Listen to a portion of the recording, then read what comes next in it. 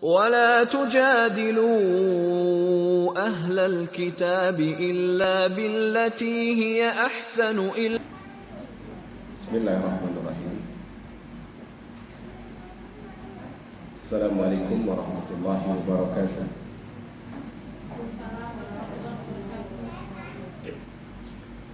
الحمد لله رب العالمين، حمد الشاكرين حمد النائمين، حمدا يوافي نعمه ويكافئ مزيدا. يا ربنا لك الحمد كما ينبغي لجلال وجهك وعظيم سلطانك. اللهم صل وسلم وبارك وعنهم على سيد المرسلين وإمام المتقين نبينا محمد وآله وأصحابه والتابعين. أما بعد، يا أيها الذين آمنوا اتقوا الله حق تقاته ولا تموتن إلا وأنتم مسلمون. اللهم انفعنا بما علمتنا وعلمنا ما ينفعنا وزدنا علما. اللهم لا سهل إلا ما جعلته سهلا وأنت تجعل الحزن إذا شئت سهلا. أما بعد، معاشر المسlimat al-karimat yang dimuliakan oleh Allah Subhanahu wa taala, segala puji bagi Allah atas segala karunia, kenikmatan, kesempatan, afiat dan segala bentuk nikmat yang Allah Subhanahu wa taala berikan kepada kita. Seorang hamba ketika dia merasakan kesusahan hidupnya, sakitnya jiwanya, dia harus tahu bahwasanya dia sudah mendapatkan banyak nikmat dari Allah Subhanahu wa taala. Maka semoga Allah yang memberikan nikmat itu menjadikan kita hamba-hamba yang pandai bersyukur kepada-Nya Jalla wa Ala. Salawat dan salam semoga selalu sampai kepada Rasul yang mulia, Nabi yang dicinta Muhammad bin Abdullah sallallahu alaihi wasallam. Hari ini kita baca di halaman 77.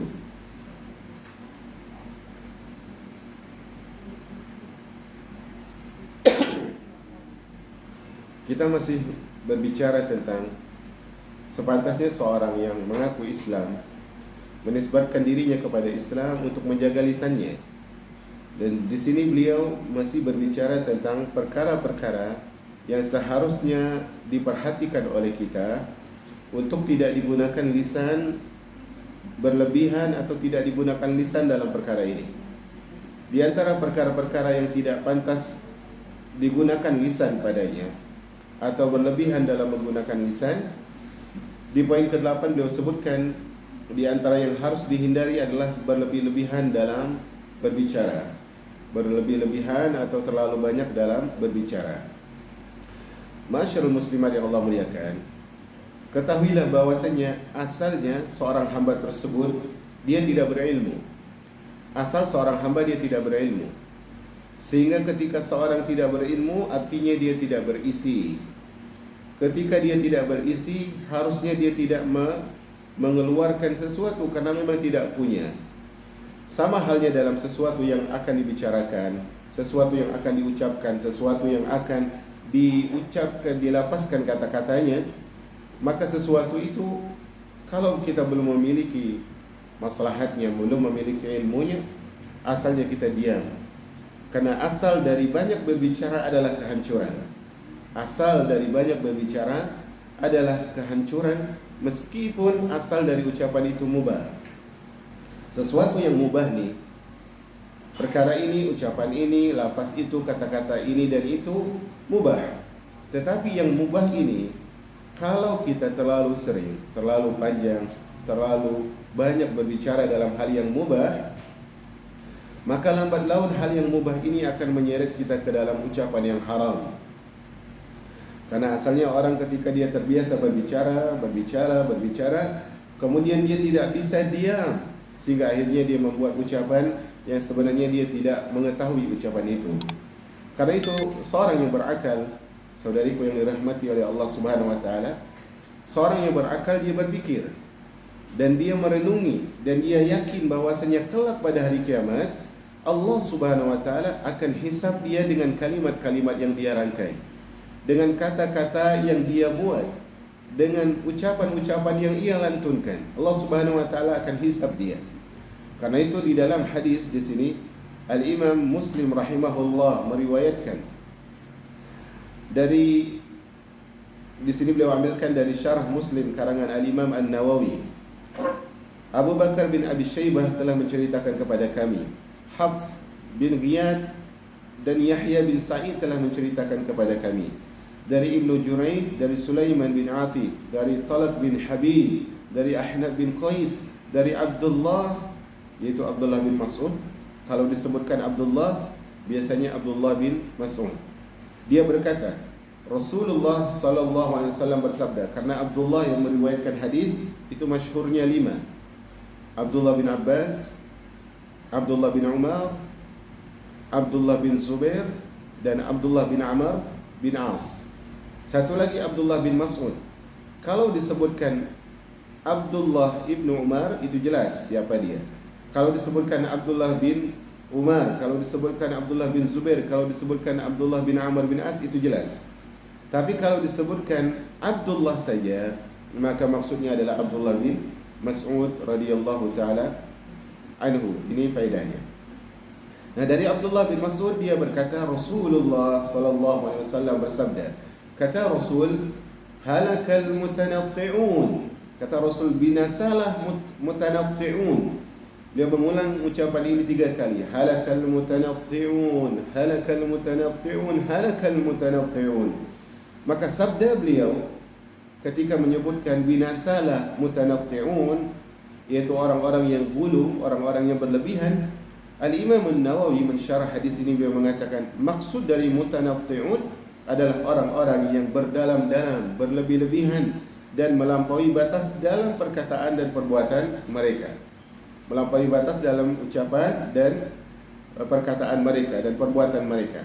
Maka di sini jelas Nabi SAW menyebutkan halakal mutanatti'un. Kalau kita gandingkan dengan syarah dari Al-Imam An-Nawawi, semoga Allah merahmatinya, maka Nabi mengatakan celakalah orang yang banyak berbicara, celakalah orang yang berlebih-lebihan dalam berkata, celakalah orang yang melampaui batas dalam ucapan dan perbuatannya.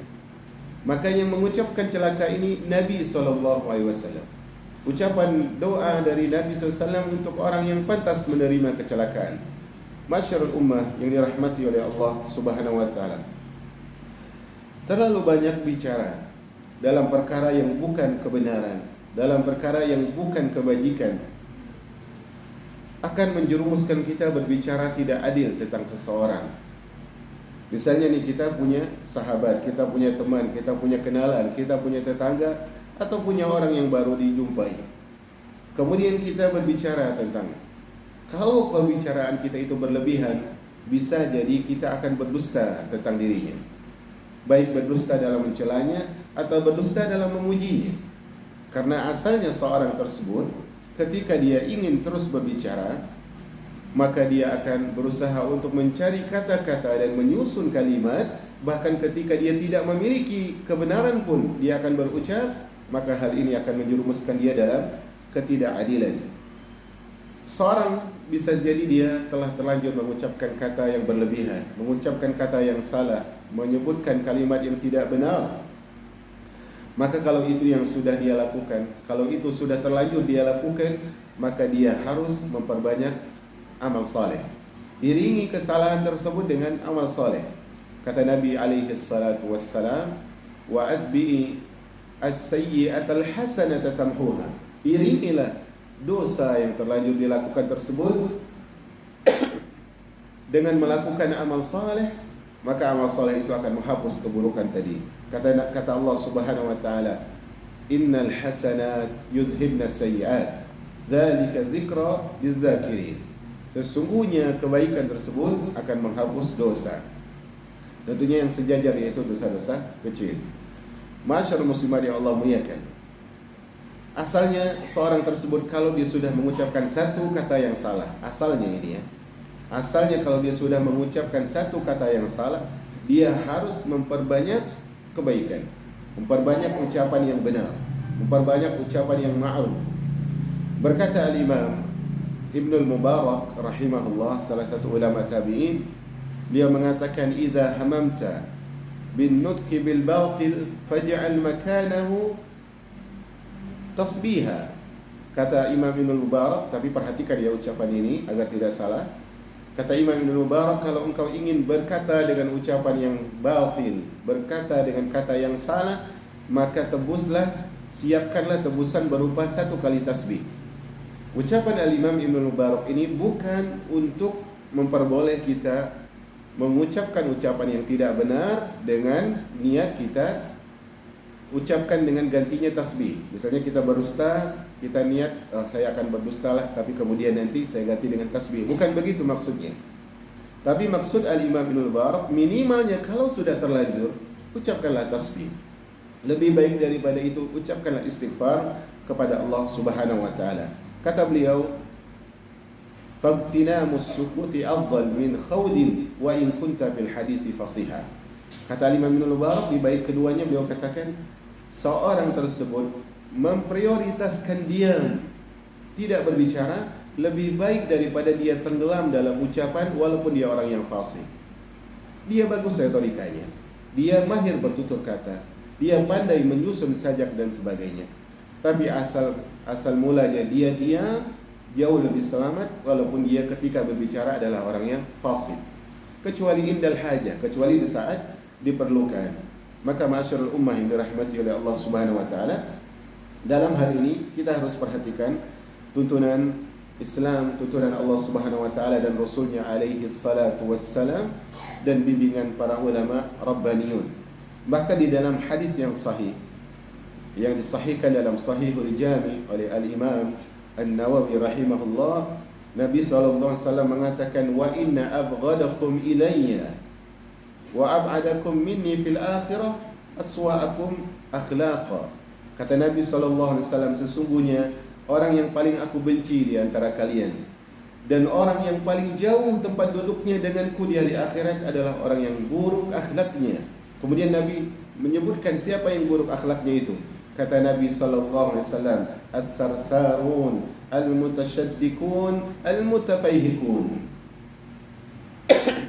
Orang yang buruk akhlaknya itu, kata Nabi, adalah ats-tsartsarun. Tsarsarun adalah orang yang berbicara terlalu banyak, orang yang berbicara berlebihan, orang berbicara dengan kapasitas yang harusnya dia saat itu diam tetapi dia berbicara.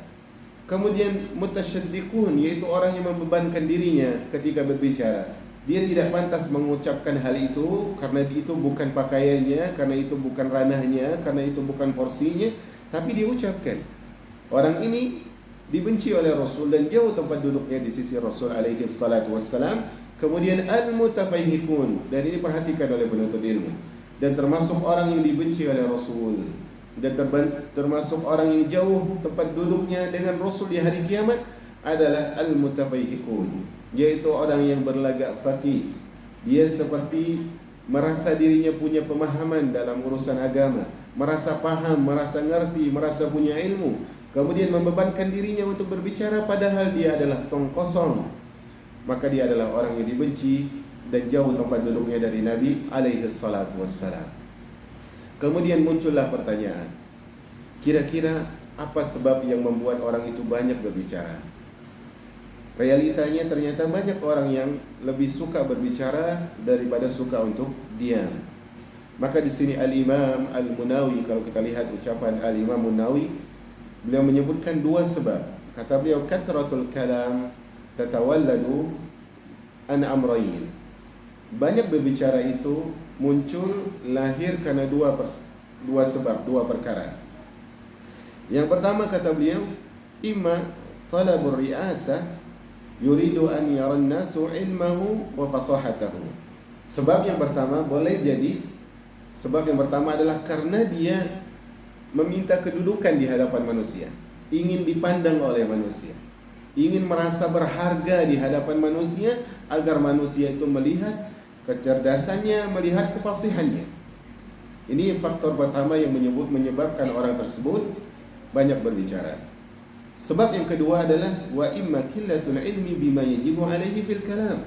Sebab yang kedua adalah sebab yaitu sedikitnya ilmunya tentang apa yang dia bicarakan. Sedikitnya ilmunya tentang apa yang dia bicarakan sehingga akhirnya dia bicara ke sana dan kemari. Maka 2 sebab ini ada pada orang yang terlalu banyak berbicara.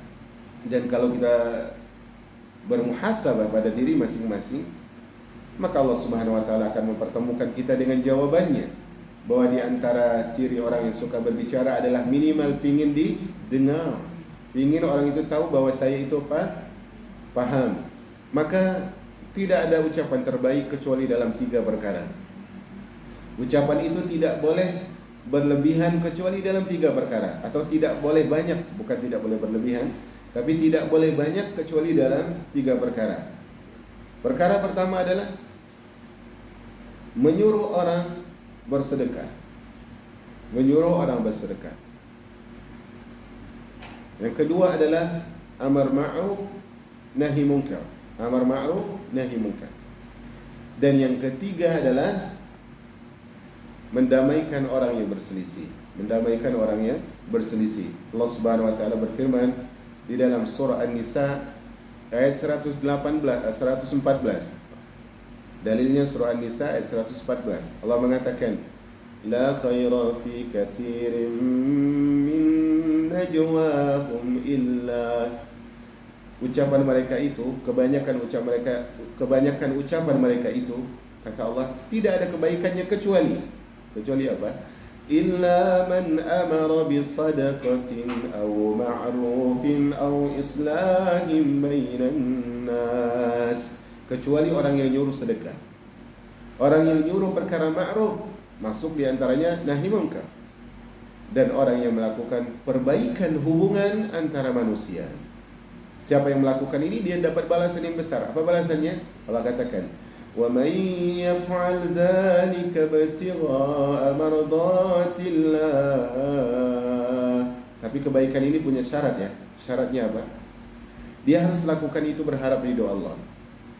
Bukan pujian manusia, bukan kedudukan di tengah-tengah manusia, bukan eluh-eluh dari manusia, tapi dia berharap ridho Allah. Balasannya apa? Fasawfa nu'tihi ajran 'azima. Pahalanya sangat agung, pahalanya sangat besar di sisi Allah Subhanahu wa taala. Maka banyak berbicara dan terlalu berlebihan dalam berkata-kata adalah salah satu hal yang tidak pantas kita letakkan lisan padanya. Kemudian di poin ke-9, penulis menyebutkan di antara hal yang buruk yang kalau lisan bergelut di dalamnya itu tidak baik adalah berdebat dalam perkara yang bukan kebenaran. Berdebat dalam perkara yang bukan perkara al-haq, bukan kebenaran. Karena kalau kita lihat dari judul ini, bahwa beliau akan menjelaskan bahwasanya debat itu ada 2, sebagaimana yang dijelaskan oleh para ulama.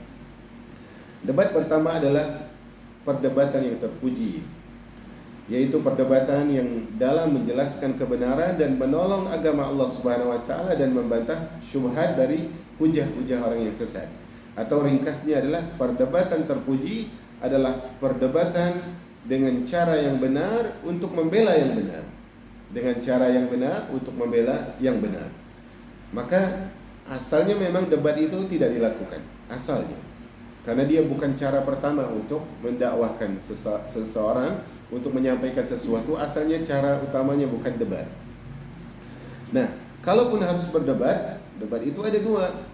Debat pertama, debat yang terpuji, yang kita sebutkan, berdebat dengan cara yang benar untuk membela yang benar. Di antaranya adalah Allah berfirman di dalam surah An-Nahl ayat 125. Di sini beliau bawakan, wajadilhum billati hiya ahsan.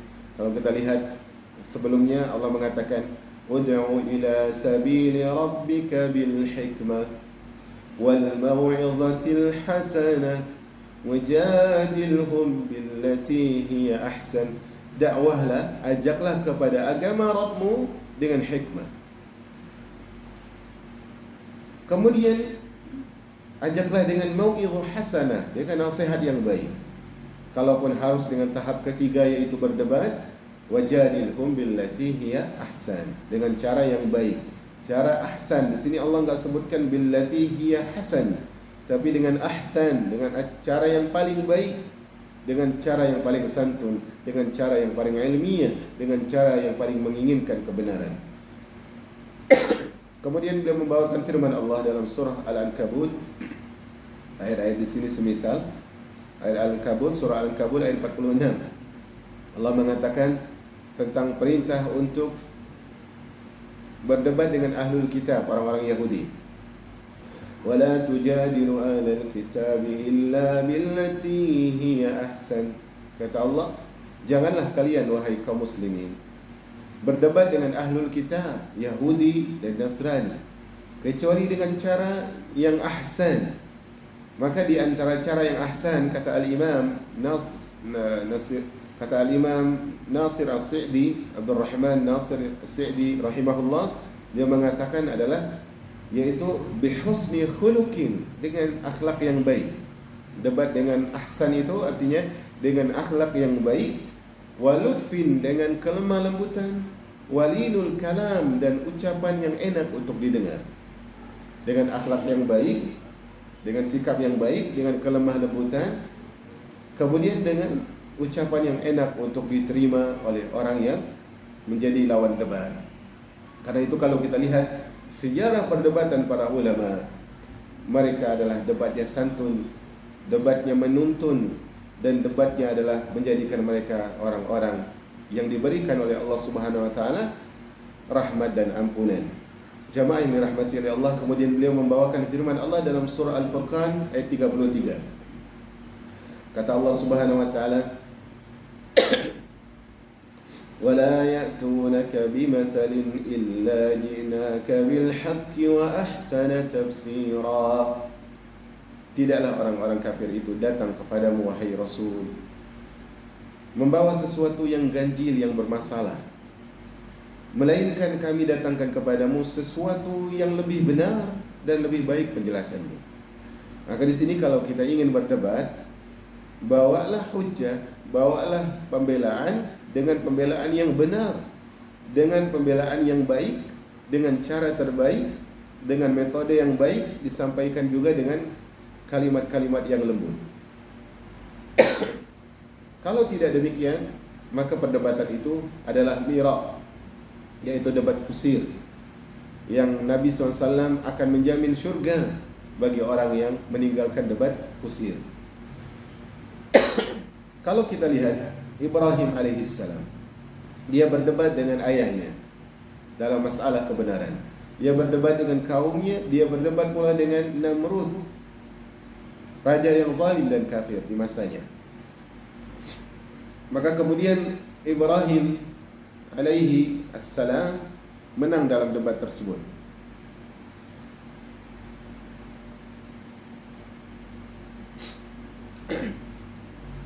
Kemudian Allah sebutkan tentang hujjah Nabi Ibrahim. Kata Allah Subhanahu wa taala, "Wa tilka hujjatuna atainaha Ibrahim ala qaumi." Dan itulah hujjah kami yang kami berikan kepada Ibrahim untuk menghadapi kaumnya, untuk mengalahkan kaumnya. Narfa'u darajatin man nasha'. Kata Allah, kami tinggikan derajat siapa yang kami mau. Inna rabbaka hakimun alim. Dan sesungguhnya Rabbmu maha bijaksana lagi maha mengetahui. Yaitu di sini Allah angkat derajat Ibrahim. Ibrahim adalah salah satu hamba yang Allah kehendaki derajatnya ditinggikan dengan apa? Dengan hujjah beliau yang beliau bawakan dalam debat. Jadi kalau kita dalam diskusi, dalam debat, dalam dialog tidak membawa hujjah yang benar, maka derajat kita rendah di sisi Allah Subhanahu wa taala. Yang tadi mungkin tidak naik, tidak turun, kemudian menjadi turun karena hujjah yang dibawakan salah. Maka hal ini harus kita perhatikan. Kita lihat di sini beliau sebutkan demikian kisah perdebatan para nabi dengan kaumnya, dan demikian pula perdebatan yang terpuji yang dilakukan oleh mereka. Dan kisah perdebatan yang masyhur pula adalah kisah perdebatan Abdullah bin Abbas dengan orang-orang Khawarij, dan perdebatan para salaf dari kalangan sahabat, tabi'in, dan orang-orang yang mengikuti mereka dengan baik juga berjalan dengan cara yang sama, itu caranya hikmah. Kita sebutkan di sini karena beliau sudah menyebutkan debat Ibnu Abbas. Ibnu Abbas berdebat dengan orang Khawarij. Ibnu Abbas berdebat dengan orang-orang Khawarij. Hadis ini diriwayatkan oleh Al-Imam, seingat saya oleh Al-Imam At-Tirmizi Yaitu Ibnu Abbas menceritakan tentang debat beliau radhiyallahu taala anhu. Kata beliau, Ibnu Abbas radhiyallahu taala anhu, bukan Imam Tirmidzi, Imam An-Nasa'i, diriwayatkan oleh Imam An-Nasa'i. Ibnu Abbas menceritakan tentang kisah debatnya. Kata Ibnu Abbas radhiyallahu taala anhu, ketika kaum Haruriyah memberontak, maaf ya, banyak jeda ini, mesinnya lagi macet. Ketika orang Haruriyah memberontak, Haruriyah ini sebutan lain dari Khawarij, karena mereka berkumpul di sebuah tempat namanya Harurah, kemudian mereka disebut Haruriyah. Kata Ibnu Abbas, radhiyallahu ta'ala anhu, ketika orang Khawarij ini, Haruriyah ini memberontak, mereka berkumpul di sebuah tempat, kata Ibnu Abbas. Dan jumlah mereka saat itu adalah sekitar 6.000 orang. Jumlah orang Khawarij yang suka mengkafirkan kaum muslimin, menghalalkan darah kaum muslimin. Ini salah satu kelompok yang menyimpang di dalam Islam.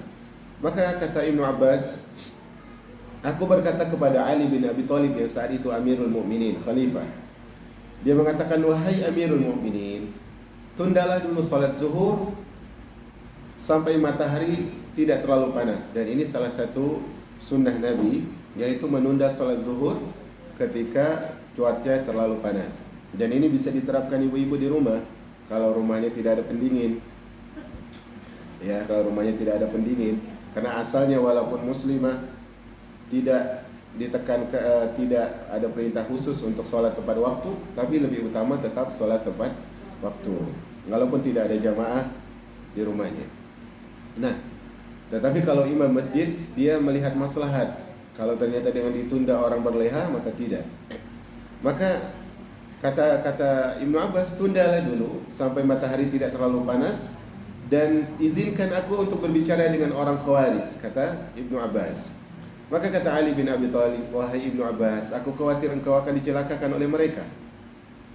Maka kata Ibnu Abbas menenangkan Ali bin Abi Thalib, jangan khawatir wahai Amirul Mukminin. Maka kata Ibnu Abbas, aku gunakan pakaian terbaikku dan aku berdandan. Ibnu Abbas ingin menampakkan kepada orang Khawarij pula bahwasanya Islam itu santai. Islam itu enggak mulu-mulu dengan kekucelan dan sebagainya. Dia pakai baju yang bagus dan dia berdandan. Dan ini salah satu ciri khas Ibnu Abbas, dia suka bersolek. Kemudian kata Ibnu Abbas, aku sampai di tempat mereka itu di Harurah di tengah hari, yaitu di siang hari. Kebanyakan mereka lagi makan, kata Ibnu Abbas. Maka mereka mengatakan, barhaban bibni ammi Rasulillah, selamat datang wahai anaknya paman Rasul. Marhaban wahai Ibnu Abbas. Maka kata mereka, apa yang membuatmu datang ke sini wahai Ibnu Abbas? Perhatikan debatnya. Kata Ibnu Abbas, aku datang mewakili para sahabat Nabi. Aku datang mewakili Muhajirin dan Ansar.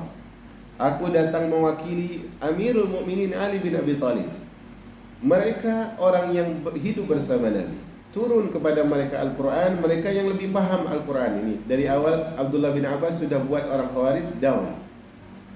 Dan mereka, kata Ali bin Abi Thalib, tidak ada salah satu pun dari sahabat yang masuk kelompok mereka tidak ada salah satu sahabat pun yang masuk kelompok kalian wahai orang-orang Khawarij. Maka aku akan sampaikan kepada kalian ucapan mereka. Sebagian orang Khawarij mengatakan, gak usah dengar, jangan dengar Ibnu Abbas, nanti dia mempengaruhi kalian. Ini kata sebagian orang Khawarij. Tapi sebagian lain mengatakan, kita dengar dia kalau dia menginginkan kebaikan. Maka kata Ibnu Abbas radhiyallahu ta'ala anhu, sampaikan kepadaku, orang Khawarij ini memberontak kepada Ali dan mengkafirkan Ali. Kata Ibnu Abbas, sampaikan kepadaku apa saja keluhan kalian terhadap sahabat Rasul dan terhadap anak pamannya Rasul. Siapa itu? Ali. Maka kata mereka, keluhan kami 3 wahai Ibnu Abbas. Kami mengeluhkan 3 perkara pada Ali. Pertama, Ali telah menjadikan manusia sebagai pemutus perkara, padahal Allah mengatakan hukum itu hanya milik Allah. Ini syubhat pertama, dengarkan. Yang kedua yang kami keluhkan, dia memerangi Ummul Mukminin Aisyah, atau dia memerangi Aisyah. Kalau dia menganggap Aisyah tidak kafir, kenapa dia perangi? Kalau dia menganggap Aisyah kafir, kenapa enggak ditawan tuh Aisyah? Kenapa enggak diambil harta rampasan perangnya? Ini keluhan yang kedua. Keluhan yang ketiga kata mereka adalah bahwasanya Amirul Mukminin di dalam perjanjian damai menghapus gelarnya Amirul Mukminin. Kalau dia bukan Amirul Mukminin, berarti dia Amirul Kafirin. Ini kata orang Khawarij. Tiga ini yang kami tidak suka dari Ali. Maka kata Ibnu Abbas radhiyallahu taala anhu, apa pendapat kalian wahai kalian orang-orang yang berada di sini, yaitu orang Khawarij? Apakah kalian akan rujuk, akan taubat kalau aku sampaikan hujahku? Maka kata mereka, kami akan coba. Maka Ibnu Abbas menyampaikan pembelaannya. Kata Ibnu Abbas, adapun ucapan kalian, Ali menjadikan manusia sebagai hakim, dan kalian mengatakan membawakan dalil hukum itu hanya milik Allah, bukankah Allah Subhanahu wa taala dalam masalah orang berikhram itu ketika ada larangan membunuh hewan di tanah haram ketika berihram, kemudian ketika ada yang membunuh, apa kata Allah? Barang siapa yang membunuh di antara kamu secara sengaja, maka dendanya adalah menggantinya sesuai dengan hewan yang dia bunuh seharga itu. Menurut apa? Menurut dua hukum orang yang adil di antara kalian. Di sini Allah jadikan manusia sebagai hakim enggak? Jadikan. Kemudian kata Ali bin Abi Thalib, ketika ada perselisihan antara suami dan istri, kata Allah Subhanahu wa taala, fab'athu hakaman min ahlihi wa hakaman min ahliha. Kalau ada perselisihan antara suami dan istri, utuslah hakim dari pihak wanita dan utuslah hakim dari pihak lelaki. Kata Ibnu Abbas, kalau yang kalian permasalahkan itu Ali untuk menyelamatkan darah manusia, dia berhukum dengan hukum manusia, manakah yang lebih pantas dijaga? Hubungan suami istri, darah hewan, atau darah manusia? Darah manusia. Apakah hal ini sudah terjawab? Kata Ali, iya. Subhanallah. Permasalahan yang kalian kedua, kalian mengatakan Ali tidak mengambil harta rampasan perang dari Aisyah. Ali tidak menawan Aisyah. Kata Ibnu Abbas, tentang masalah kalian yang itu, kata kalian. Kata Ibnu Abbas, kalau kalian mengatakan bahwa boleh seorang itu menawan Ummul Mukminin, berarti dia kafir, karena itu istri Nabi SAW. Kalau kalian katakan dia bukan Ummul Mukminin, kalian juga kafir. Kalian tidak bisa lepas dari satu dari dua kondisi ini. Terjawab atau tidak? Kata Ibnu Abbas, terjawab. Kemudian yang ketiga, tentang dalil kalian, hujah kalian bahwa Ali bahwa Ali rela menghapus gelar Amirul Mukminin, berarti dia Amirul Kafirin, pemimpin orang kafir. Tidak ingatkah kalian, kata Ibnu Abbas, ketika Rasulullah melakukan perjanjian Hudaybiyah, perdamaian di Sulhul Hudaybiyah, saat itu Rasulullah menyuruh Ali, yang menulis surat ini siapa? Ali. Kata Rasulullah, wahai Ali, tulislah inilah perjanjian yang dibuat oleh Muhammad Rasulullah. Rasulullah nyuruh Ali nulis demikian. Maka kata Suhail saat itu mewakili orang-orang musyrikin, saat itu dia belum Islam, kata dia, kalau kami meyakini engkau Rasulullah wahai Muhammad, kami enggak perangi engkau, hapus. Kata Rasulullah. Maka kata Nabi SAW kepada Ali, wahai Ali, hapus, tulislah inilah perjanjian yang dibuat oleh Muhammad bin Abdullah. Kata Rasulullahnya dihapus. Kemudian Rasulullah mengatakan, ya Allah, sesungguhnya engkau tahu bahwa aku adalah Rasulmu, walaupun mereka tidak mengakui bahwa aku adalah Rasulmu.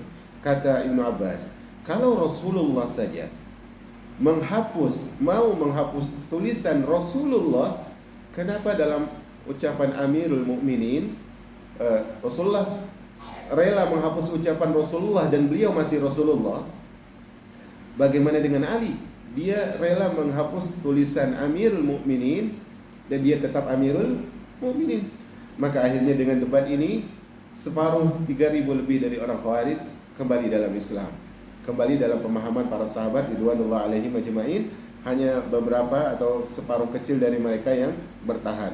Maka di sini inilah debat yang diinginkan dalam Islam. Beda dengan debat zaman sekarang, masyarul ummah. Debat zaman sekarang, kalau dia kalah dalam pendalilan, maka dia gunakan penilaian masyarakat sebagai ukuran. Maka seorang ini harus diingatkan bahwa Allah akan bertanya kepadanya pada hari kiamat. Itu debat yang terpuji dengan cara yang baik. Debat yang kedua adalah perdebatan yang tercela, dan perdebatan ini dimurkai oleh Allah Subhanahu wa taala. Apa itu? Yaitu perdebatan yang berbeda dan kebalikan dengan yang pertama, yaitu perdebatan untuk membela kejahatan, membela kebatilan dengan cara yang batil. Debat membela kebatilan dengan cara yang batil. Ini salah. Ini perdebatan yang tercela. Nah, perdebatan seperti ini adalah perdebatan yang dimurkai oleh Allah Subhanahu wa taala karena di dalamnya terdapat kebatilan dan mendukung bahkan syubhat ahlul batil. Allah Subhanahu wa taala berfirman, "Ma darabuhu laka illa jadala bal hum qaumun khasimun." Mereka tidaklah memberi perumpamaan itu kepadamu melainkan dengan maksud membantah saja. Sebenarnya mereka adalah kaum yang suka bertengkar. Ketika disebutkan perkara ini tidak dicontohkan oleh Rasul, misalnya bahwasanya Rasulullah tidak pernah mencontohkan bayar zakat fitr dengan uang. Rasulullah membayar dengan makanan pokok, maka kita harus bayar dengan beras. Maka orang-orang yang melakukan debat yang dimurkai ini mengatakan Rasulullah juga enggak keluarin beras kok dalam zakat fitr. Ini kan sesuatu yang bertentangan. Memang Rasulullah enggak makan beras. Bagaimana Rasulullah mengeluarkan beras? Ini kalau kita katakan ini tidak ada tuntunannya, dikatakan pesawat enggak ada tuntunannya, mic enggak ada tuntunannya, handphone enggak ada tuntunannya, kamera enggak ada tuntunannya.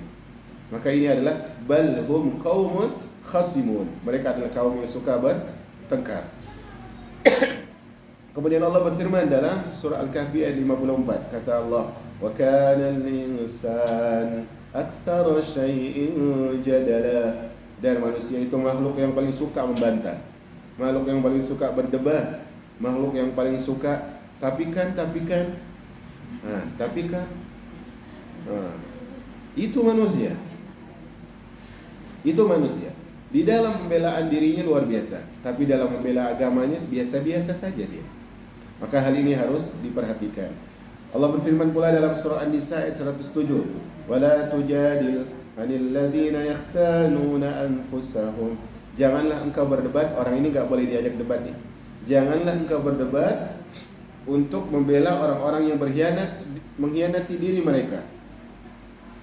Maksudnya apa? Jangan berdebat dengan orang yang hujahnya itu untuk mencari pembenaran. Jangan berdebat dengan orang seperti ini. Jangan berdebat dengan orang yang mencari pembenaran, karena itu berarti kita membantu mengkhianati diri orang itu sendiri. Nah, orang yang berdebat ini jamaah, orang yang suka membantah, itu dibenci oleh Allah Subhanahu wa taala. Karena itu di sini dalam Sahih Bukhari dan Muslim dari Aisyah radhiyallahu taala anha, dia berkata, Rasulullah bersabda, "Inna abghadar rijali ila Allah al-aladul khasim." Sesungguhnya orang yang paling dibenci oleh Allah adalah orang yang suka berdebat. Paling dimurkai oleh Allah Subhanahu wa taala. Karena apa jemaah? Ini perhatikan ya, pegang baik-baik ini. Terlalu banyak berdebat itu bisa menghilangkan hidayah. Terlalu banyak berdebat bisa menghilangkan hidayah. Dalam Sunan Tirmizi disebutkan dari hadis Abu Hurairah radhiyallahu anhu, dia berkata, Rasulullah sallallahu alaihi wasallam bersabda, "Ma dhalla qaumun ba'da hudan kanu alaihi illa utul jadal." Tidaklah suatu kaum itu tersesat setelah mereka dapat hidayah. Allah sudah beri hidayah, Allah sudah beri petunjuk, Allah sudah berikan pertolongan berupa petunjuk dan hidayah kepada dia. Tidaklah hidayah itu berubah menjadi kesesatan kecuali setelah mereka melakukan perdebatan. Dia awalnya yakin, karena berdebat jadi ragu. Dia awalnya percaya, karena berdebat jadi tidak percaya. Maka perhatikan, pertahankan hidayah lebih berharga daripada mempertahankan reputasi diri.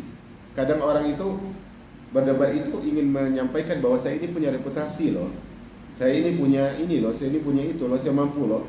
Kalau saya ngalah tidak mau berdebat berarti saya dianggap cemen dan sebagainya. Bukan. Yang kau pertahankan apa? Hidayah. Kalaupun seandainya semua orang kaya di muka bumi memberikanmu seluruh kekayaan mereka, tapi tukarannya hidayah, tak pantas kau tukar hidayah tersebut dengan sebesar apapun dunia, karena dunia itu adalah hina. Ini harus diperhatikan. Kemudian Rasulullah membacakan, setelah bersabda demikian, Rasulullah membacakan surah Az-Zuhruf ayat 58 tadi, ma darabuhu laka illa jadala bal hum qaumun khasimun. Mereka tidaklah memberikanmu permisalan kepadamu melainkan untuk membantah saja, dan mereka adalah kaum yang suka bertengkar. Hadis ini dihasankan oleh Syalbani di dalam Sahih Al-Jami, dan disahihkan pula oleh ayah dari penulis, yaitu Syekh Muqbil rahimahullah rahman. Kata beliau di sini, sungguh begitu banyak perdebatan yang terjadi di masa sekarang, sehingga lahirlah permusuhan dan begitu banyak perselisihan yang mengakibatkan perpecah belahnya manusia ke dalam kelompok dan golongan. Semua mengaku berada di atas kebenaran. Benar gak ini? Benar. Semua mengklaim di atas Al-Quran dan Sunnah. Semua mengaku Al-Quran dan hadis. Semua mengaku mengikuti petunjuk Nabi SAW. Subhanallah. Bahkan di antara mereka ada yang membuat kaos yang kurang lebih maknanya adalah tapi ini rawan pula ya. Intinya ginilah, tulisan di kaos itu berbunyi kurang lebih, kalau dengan masuk ormas ini, mengikut ormas ini, kalau dengan membela ormas ini kami masuk neraka, maka kami siap masuk neraka. Subhanallah. Kurang lebih maknanya seperti itu. Saya kira teman-teman tahu siapa itu. Hal ini ngeri jemaah. Semua mengklaim benar, semua mengklaim punya hubungan kuat dengan Rasulullah SAW. Makanya para ulama sering membuat perumpamaan orang yang mengklaim kebenaran tetapi dia enggak membela kebenaran, itu dengan kisah Laila dan Qais. Disebutkan di sini, wa kullun yadda'i waslan bi Laila. Harusnya ada alif dan qa di situ. Wa kullun yadda'i waslan bi Laila. Wa Laila la tukirru lahum bidzaka. Semua mengklaim punya hubungan spesial dengan Laila, tapi Laila enggak mengaku seorang pun di antara mereka punya hubungan. Semua mengaku ikut Al-Quran, semua mengaku ikut hadis, semua mengaku ikut kitab, semua mengaku ikut sunnah, tetapi ayat dan hadis sendiri membantah hal itu. Maka dalam hal ini disebutkan adalah di dalam pepatah yang lain menyebutkan ta'sil ilaha wa anta taz'umu hubbahu hadha la'umri fil qiyasi shani'u law kana hubbuka sadiqan la'ata'tahu innal muhibba liman yuhibbu muti'u. Kau bermaksiat kepada Allah, kemudian kau mengklaim cinta kepadanya, sungguh ini adalah klaim yang buruk, klaim yang kurang ajar. Kalau cintamu benar itu sama Allah, kau akan taat sama Allah. Sejatinya orang yang jatuh cinta akan taat kepada pihak yang dia cintai, yaitu Allah Subhanahu wa ta'ala. Maka hal ini harus diperhatikan. Klaim saja tidak cukup, karena di hari akhirat Allah ketika hisab tidak meminta klaim tetapi minta bukti. Maka sesungguhnya orang yang berada di atas kebaikan dan kebenaran, mereka itulah ahlu sunnah yang berada di atas jalan salafus salih, para sahabat. Allah berfirman di dalam surah Al-A'raf ayat 170, walladzina yumassikuna bil kitabi wa aqamus salat inna la nudhi'u ajral muslihin. Kata Allah, dan orang-orang berpegang teguh kepada Alkitab. Ini tentang orang Yahudi. Artinya mereka masih saat itu berpegang dengan Taurat yang suci, Taurat yang murni, serta mendirikan salat. dan mereka akan diberikan pahala karena sesungguhnya kami tidak menyiapkan pahala orang yang mengadakan perbaikan.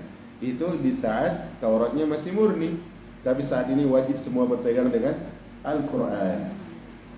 Seandainya, ini ucapan beliau penulis, seandainya masyarakat bahkan setiap individu mau memperhatikan permasalahan ini atau permasalahan yang lebih besar, maksudnya lakukan yang lebih besar, rencanakan yang lebih besar, tentulah mereka tidak akan punya waktu untuk berdebat.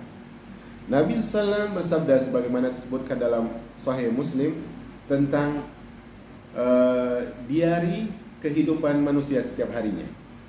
Catatan hidup manusia setiap harinya itu dimulai dengan hadis ini. Artinya kalau kita punya diari setiap harinya, mulailah dengan hadis ini. Apa itu? Kata Nabi SAW, ihris ala ma yanfa'u. Ihris ala ma yanfa'u. Semangatlah dalam semua perkara yang memberikan manfaat, terutama urusan agama, dan kalaupun itu urusan dunia tidak masalah. Wasta'in billah, yang kedua, minta tolong sama Allah, karena kamu gak sanggup melakukan hal yang bermanfaat kecuali setelah ditolong oleh Allah. Dan yang ketiga, wala ta'jazan, jangan lemah, jangan lelah, jangan lambat dalam hal yang bermanfaat. Kita itu kalau ada promo itu cepat. Promo 17-an, diskon 30%, all item. Cepat jemaah. Ternyata salah baca promonya dengan syarat. Cepat kita. Tapi dalam masalah akhirat kita lambat ternyata. Semoga Allah merahmati kita. Manfaat yang paling besar kalau kita laksanakan hal ini, insya Allah adalah Allah Subhanahu Wa Taala akan jadikan usia kita penuh berkah. Maka di sini beliau sebutkan manfaat yang paling besar yang harus dilakui adalah mentaati Allah dan Rasulnya. Ini prioritas. Taati Allah, taati Rasul. Kalau kita suka sesuatu perkara, syahwat kita condong di dalamnya. Lihat Allah ridho enggak ini? Rasul akan setuju enggak aku lakukan ini? Karena kalau tidak, lebih baik kita tinggalkan. Karena di dalam ketaatan kepada Allah dan Rasul, taat kepada Allah dan Rasul, di dalamnya terdapat ketenteraman hati dan kebahagiaan yang abadi. Jangan pernah seorang itu merasa dia akan tenang hidupnya, tapi jalannya adalah bukan jalan Rasulnya. Jangan mengira orang tersebut akan bahagia sepanjang umurnya atau di hari-hari hidupnya, sementara dia adalah orang yang membangkang kepada penciptanya. Dan perkara-perkara duniawi juga termasuk hal yang mendatangkan manfaat, gak apa-apa kita lakukan selama tidak berlebihan. Karena Allah mengatakan dalam Al-Qasas ayat 77, wala tansa nasibaka minad dunya. Gelut di akhirat, semangat dalam akhirat, tapi jangan lupa bagian duniamu. Jangan lupa bagian duniamu.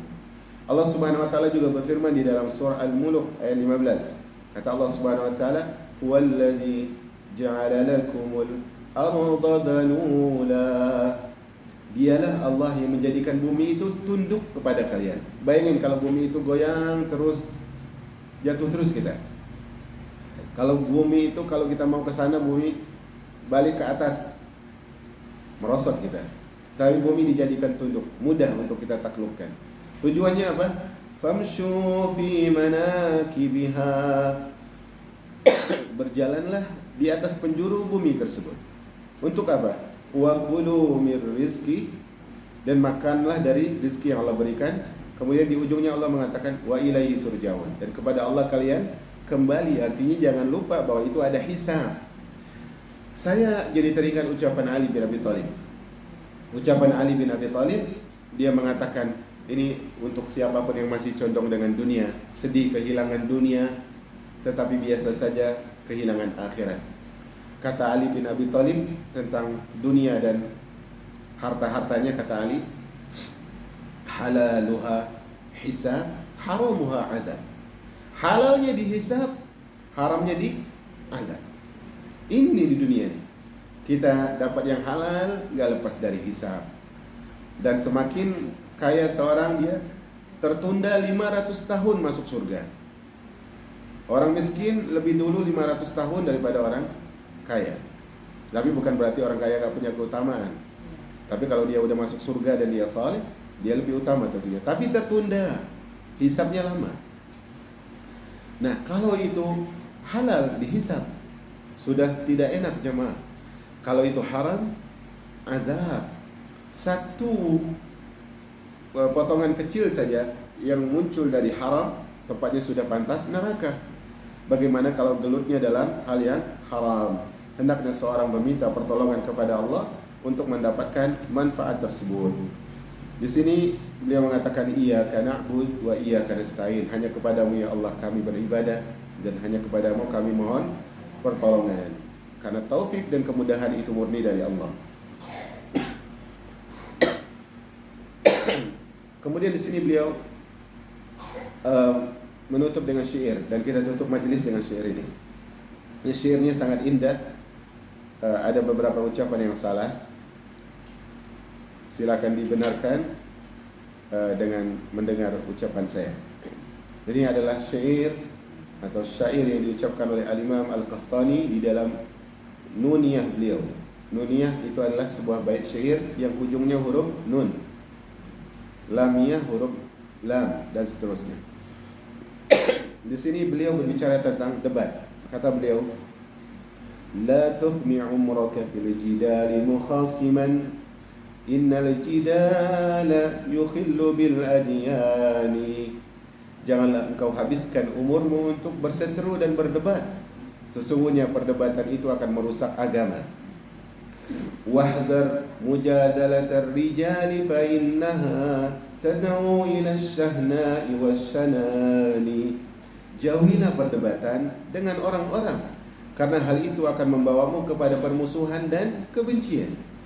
Wa idza turirta ila al-jidali wa lam tajid laka mahraban wa talaqatis saffani faj'al kitab Allah dar'an sabighan wasyar'a sayfaka wabdu fil maidani. Kata beliau, jika engkau harus terpaksa untuk berdebat dan engkau tidak bisa menghindari, tidak punya tempat untuk berlari karena lawan debat itu sudah ada, dua saf sudah bertemu, apa resepnya?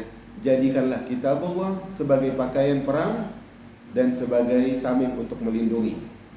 Dan jadikanlah syariat sebagai pedangmu dan tampillah di medan laga. Artinya bawa agama Allah, bawa Al-Quran.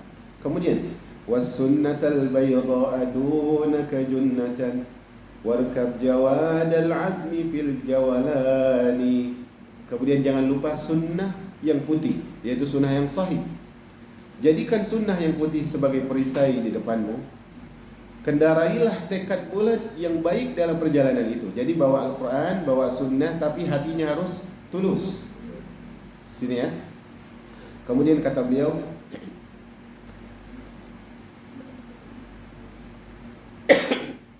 wasbut bisabrika tahta alwiyatil huda fassabru awsaku uddatal insani. Kata beliau selanjutnya, dan dengan bekal kesabaran kokohkanlah dirimu di bawah prinsip petunjuk itu. Jadi saya ini bela kebenaran. Kalau saya ini cari kebenaran. Kalau saya salah, saya siap menerima kebenaran. Kemudian apa kata beliau? Karena kesabaran merupakan perbekalan manusia yang paling kokoh. Selanjutnya kata beliau,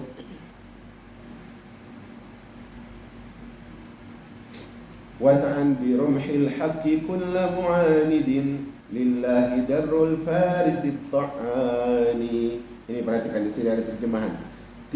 Terjemahan yang salah, perhatikan ya. Tikamlah dengan tombak kebenaran. Tikamlah dengan tombak kebenaran semua penentang. Alangkah indahnya prajurit berkuda yang melakukan tikaman. Subhanallah. Selanjutnya, wahmil bisayfika sidqi hamlata mukhlisin mutajarridin lillahi ghairi jabani. Allahu Akbar, indah sekali. Kata beliau, dan bawalah pedang kejujuran dengan penuh keikhlasan. Bawalah pedang kejujuran dengan penuh keikhlasan, murni untuk Allah dan bukan dengan sikap penakut. Artinya kalau itu karena Allah, enggak usah takut. Enggak usah kita itu menjadi pengecut di jalan Allah Subhanahu wa taala. Selanjutnya beliau katakan, wahdar bi juhdika makra hasmika innahu kath'ala bil bari fi rawani. Ana ulangi. wahdhar bi juhdika makrah husmika innahu katha'labil barri fir rawagani fi ar-rawagani. Susah. Karena ada dua huruf yang terjadi waw saja. Bunyi O. Katha'labil barri fi ar-rawagani. Nah, kata beliau apa? Kata beliau, berhati-hatilah engkau dengan sekuat tenagamu terhadap makar musuhmu. Jadi musuh itu punya makar, hati-hati. Karena musuh itu seperti rubah. Rubah itu apa? Serigala yang sudah diasah dalam tipuannya. Karena musuh yang punya tipu daya itu seperti serigala yang sudah makan asam garam. Sudah pengalaman. Ya, dua bait terakhir ini perhatikan. Aslul jidali minas su'ali fa far'uhu husnul jawabi bi ahsanit tabyani la taltafit inda su'ali wa la tu'id labza su'ali kilahuma aibani. Kata beliau, asas dari perdebatan adalah dari pertanyaan. Awalnya pertanyaan, kemudian muncul debat. Dan cabang jawabannya adalah jawaban yang baik. Kalaupun asasnya itu, ini kan debat kan, tapi asasnya tadi apa? Pertanyaan. Pertanyaan harusnya dikasih apa? Jawaban. Nah, kalau kita tahu ini, maka kita akan berikan jawaban, bukan ngeyel. Jawabannya apa? Jawaban dengan baik, dengan sebaik-baik penjelasan. Jangan berpaling ketika ditanya. Perhatikan ini, jangan berpaling ketika ditanya, dan jangan mengulang pertanyaan, karena keduanya adalah kelemahan. Dua kelemahan ini apa? Pertama, berpaling ketika ditanya. Dia mengatakan punya hujah, ditanya hujah nggak mau jawab. Ini berpaling, ini kelemahan. Yang kedua adalah ditanya balik nanya. Ditanya balik nanya, ini juga aib. Misalnya gini. Kan ada istilah. Misalnya perayaan atau peringatan hari ketiga, hari ke-7, hari ke berapa lagi? 40, hari ke-100. Itu mana dalilnya yang membolehkan? Jawabnya apa mereka? Mana dalil yang melarang? Kan itu bukan jawaban. Mana dalil yang membolehkan? Dijawab, mana dalil yang melarang? Itu bukan sebuah ilmiah. Itu adalah sebuah aib di dalam perdebatan. Maka perdebatan ini asalnya dijauhi, terlebih bagi orang-orang yang tidak menginginkan kebaikan. Wassallallahu ala nabiyina Muhammad walhamdulillahi rabbil alamin.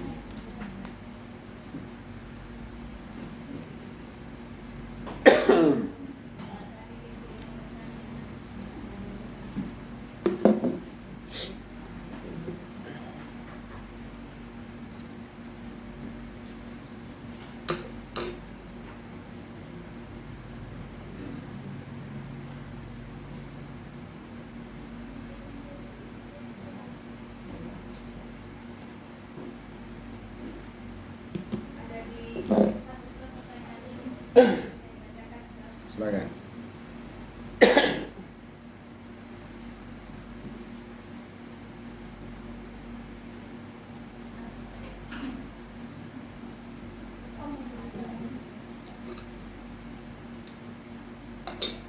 Silakan.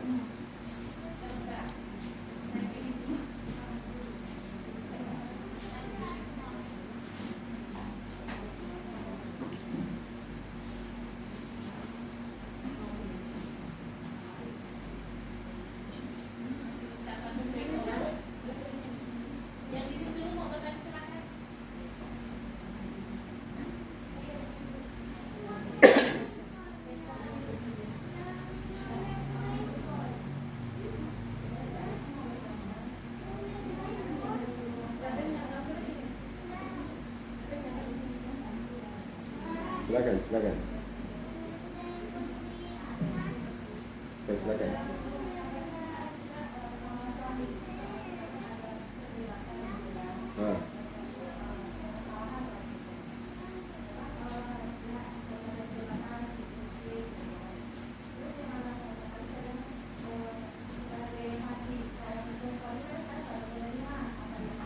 Ya.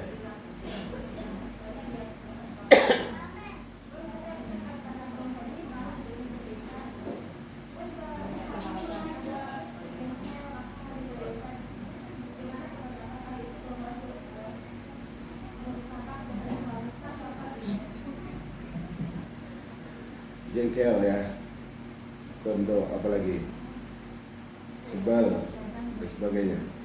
Ya, suami istri kadang ada problem, itu kita ketahui. Demikianlah batra kalau berjalan beriringan dengan ombak dan anginnya. Tinggal kita pegang, ingat ya, kita menikah itu bukan untuk bercerai, itu pertama yang harus dipegang. Pernikahan bukan untuk bercerai. Pernikahan adalah salah satu ibadah, dan ibadah yang paling panjang usianya adalah pernikahan. Pernikahan ibadah yang paling panjang. Kalau ada cekcok antara suami dan istri, lihat dulu masalahnya apa. Kita tidak bisa sebut istri yang jengkel sama suami itu salah. Lihat dulu masalahnya apa. Kalau masalahnya adalah memang sebuah kesalahan, kejengkelan itu tidak masalah karena dia jengkel pada apa? Kesalahannya. Dan gimana ngukur dia itu jengkel kepada kesalahan dengan jengkel kepada orang? Kalau dia jengkel kepada suaminya, biasanya dia nggak mau berbakti. Tapi kalau dia jengkel kepada kesalahan, dia ingatkan kesalahan itu dan dia berbakti. Karena itu Abu Darda setelah menikahi Ummu Darda radhiyallahu taala anhuma, dua orang sahabat, Abu Darda mengatakan, "Wahai istriku, kalau aku marah, maka peganglah tanganku dan mintalah maaf. Dan jika engkau salah, jika aku salah, maka buatlah aku ridho. Dan jika engkau salah, aku akan membuat ridho." Artinya kalau ada salah satu salah, yang lainnya berusaha untuk menenangkan sikon. Kata Abu Darda, kalau tidak kita lakukan hal itu, maka batra ini akan mudah untuk hancur. Jadi kalau kejengkelan karena kesalahan, nggak apa-apa kita jengkel terhadap kesalahannya, tetapi jangan mengabaikan tugas kita. Karena itu ucapan para ulama menyimpulkan, kata para ulama, kalau ibu-ibu lagi sayang sama suami, kemudian ibu masak masakan kesukaan suami, itu pahalanya ya biasa. Tapi kalau suami jebalin, apalagi ngeselin, apalagi, artinya banyak masalah yang buat kita itu tidak suka sama dia, tetapi ibu-ibu justru makin memberikan pelayanan terbaik, itu pahalanya lebih besar. Semakin susah upaya untuk berbuat baik, namun kita berbuat baik, maka pahalanya makin besar. Jadi kalau tolak ukurnya apakah jengkel itu masalah atau tidak, kalau keseringan jengkel itu berarti ada masalah. Kalau kendaraan keseringan rusak, ada masalah enggak? Ada masalah. Sama kalau hati keseringan rusak, ada masalah. Jadi cara terbaik ini adalah salah satunya membuat ridho yang lain. Ya, salah satunya membuat ridho yang lain. Karena asalnya gini ya, keluarga itu salah satu sebab terbesar wanita itu di surga adalah keluarga. Justru dia mendapatkan keistimewaan yang tidak didapatkan oleh suami. Kata Nabi SAW, kalau wanita itu sholat 5 waktunya, puasa Ramadannya, menjaga kehormatannya, taat kepada suaminya, masuk surga, silakan pilih pintunya. Dan gak ada hadis kebalikan. Kalau suami memuliakan istrinya, kemudian sholat 5 waktu, puasa Ramadan, masuk surga dengan pintu yang mana saja, gak ada hadis seperti itu. Dan kemudian sisi yang lain, kalau Anda ini pola pikir ya, pola pikir saja ini. Kalau kita ada kebencian sama suami, ingat hadis Nabi. Kata Nabi SAW, sesungguhnya yang banyak masuk. Kata Nabi SAW, perhatikan. Kata Nabi SAW, aku melihat surga, dan aku dapati kebanyakan penduduk surga itu orang miskin. Dan aku lihat neraka, ternyata kebanyakan penduduk neraka adalah wanita. Maka dalam riwayat yang lain disebutkan karena dia kufur. Maka para sahabat bertanya, apakah karena kufur kepada Allah? Jawab Nabi, bukan, tapi karena kufur kepada suami. Perhatikan ucapan terakhir Nabi ini. Perhatikan ucapan terakhir Nabi ini. Kata Nabi, wanita itu, wahai suami. Perhatikan ini ya, perhatikan baik-baik. Wanita itu, wahai suami, kalau sepanjang masa engkau berbuat baik kepada dia, kemudian dia lihat satu saja kesalahan, maka dia akan mengatakan, abang itu gak punya kebaikan sama sekali. Dan ini harus di cover dengan ketaatan. Ini harus di cover dengan kesyukuran. Subhanallah, bagaimana mungkin, mohon maaf nih ya, mohon maaf, suaminya menikahinya saja itu sudah nikmat terbesar agar dia tidak jatuh dalam zina. Sudah nikmat yang besar. Belum lagi memberikan tempat tinggal, baik itu dibeli ataupun dikontrak dan sebagainya. Belum lagi ada pakaian, belum lagi ada kendaraan, belum lagi nafkah dan sebagainya. Maka kita harus belajar nih ya. Kita harus punya pembelajaran bagaimana bisa mencintai orang yang kita benci, selama dia itu adalah orang yang punya peran kebaikan kepada kita. Jadi kalau pertanyaannya adalah apakah bermasalah jengkelnya tadi? Jawabannya adalah tergantung jengkelnya itu masalahnya benar-benar masalah atau yang dibuat masalah. Kalau jengkelnya benar-benar karena kesalahan, nggak masalah. Tapi jangan pernah mengangkat suara, jangan pernah mencopot gas, jangan pernah copot gas. Kemudian jangan pernah kunci kamar. Nah, ini anak akan sebutkan. Ada ini ya, sebagian penuntut ilmu pun nggak paham masalah ini. Perhatikan ini ibu-ibu. Ini sudah bukan jawaban, tapi ini ada kaitannya. Ada sebuah masalah yang nggak dipahami oleh sebagian muslimat. Apa itu? Dalam Islam itu kalau seorang istri nusyuz, membangkang, ada 3 cara menegurnya. Pertama apa? Dinasihati. Kedua apa? Dipisah ranjang. Ketiga, dipukul dengan pukulan yang tidak melukai. Nah, praktek yang banyak di lapangan, nih praktek yang banyak di lapangan ini perhatikan. Yang misahin tidur bininya, bukan lakinya. Salah. Bukan begitu penerapannya. Suami ketika istrinya salah, dia boleh memisahkan ranjang. Tapi kalau suami salah, istri nggak boleh pisah ranjang. Ini inisiatif negur suami, subhanallah. Salah jemaah, salah. Hal ini perlu diperhatikan ya. Fikihnya dipahami.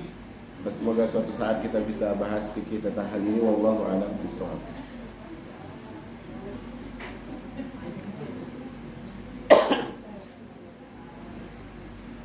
Lagi? Bagaimana jika meninggalkan majelis ilmu karena mencari uang untuk daftar haji?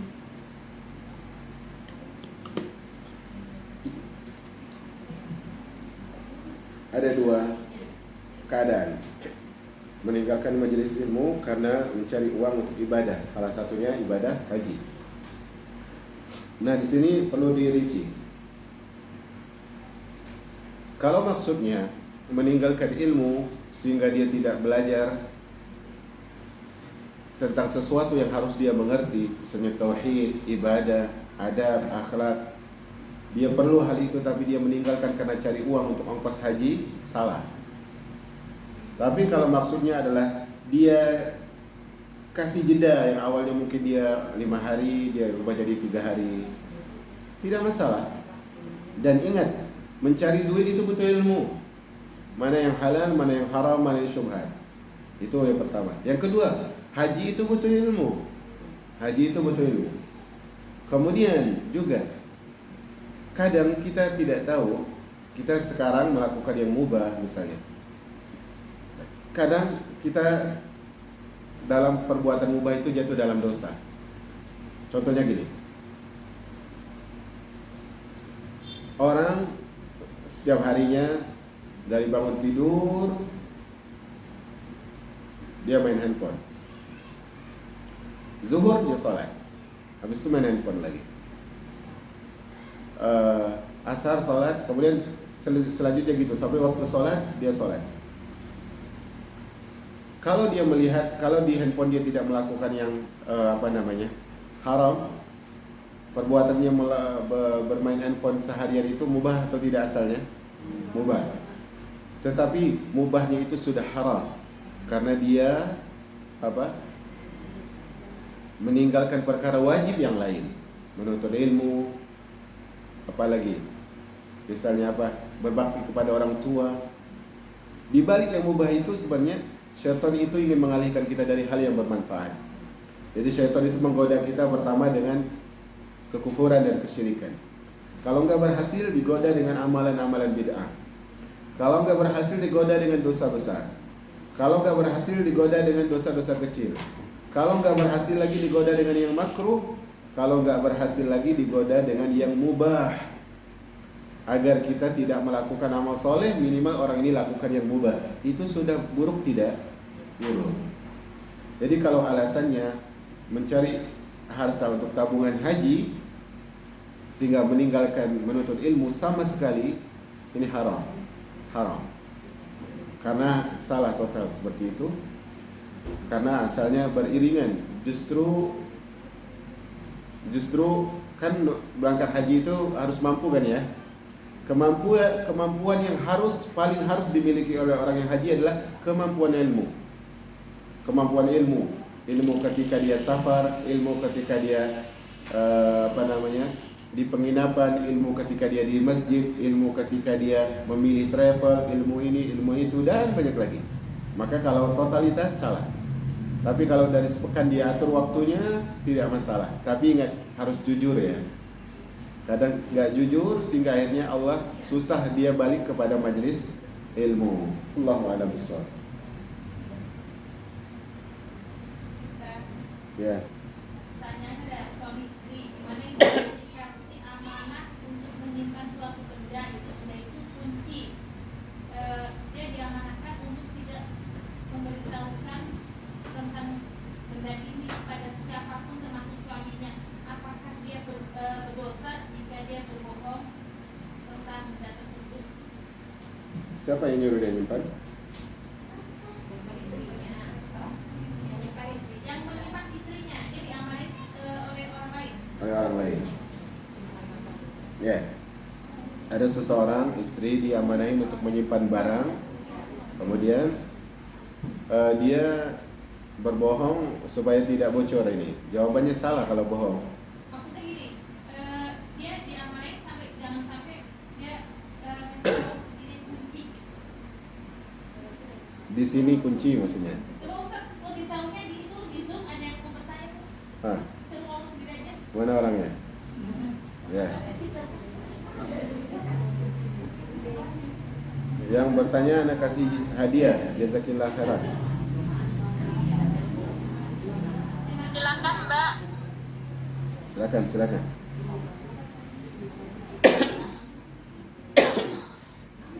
Silakan. Bunda Yahya, tolong buka speakernya.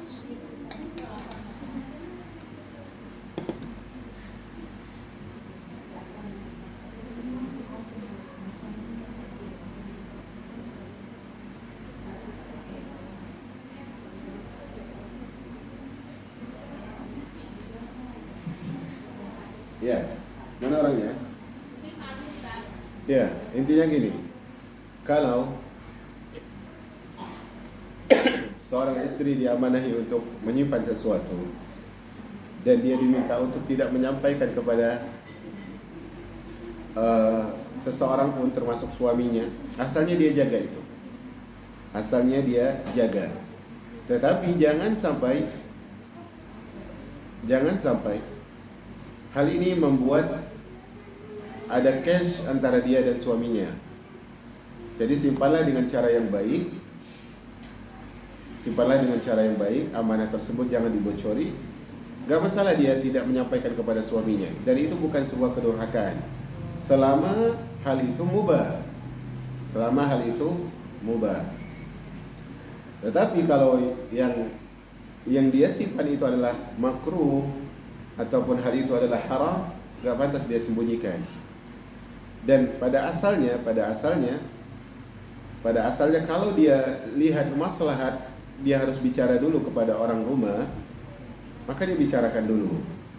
Dia jangan mengambil sesuatu dari luar, karena asalnya gini ya. Asalnya seorang istri enggak mengambil tanggung jawab dari luar kecuali dengan izin suaminya. Asalnya gitu. Jadi kalau sudah terlanjur, enggak apa-apa dia simpan. Enggak perlu dia bocorkan kalau memang itu rahasia yang harus disimpan. Tapi dengan syarat adalah dia tidak boleh berbohong. Kemudian juga dia tidak boleh dengan menjaga hak orang lain dia abaikan hak keluarganya. Poin ini harus diperhatikan. Nah, kalau berat dia kembalikan saja.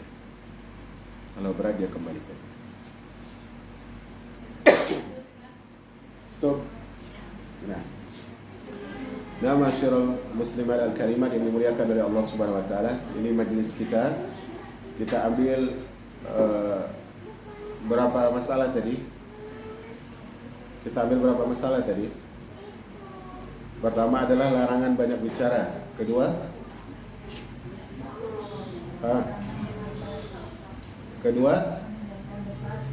larangan berdebat. Coba dua ya. Dan insyaAllah kita akan lanjutkan di pembahasan berikutnya. Tapi insyaAllah tadi sudah banyak sekali faedahnya. Dan semoga Allah Subhanahu wa taala berikan kepada kita keselamatan, bimbing lisan kita agar lebih selamat, dan menjadikan lisan kita basah dengan zikir kepada Allah Subhanahu wa taala. Subhanakallahumma bihamdika asyhadu an la ilaha illa anta astaghfiruka wa atubu ilaik. Assalamualaikum warahmatullahi wabarakatuh.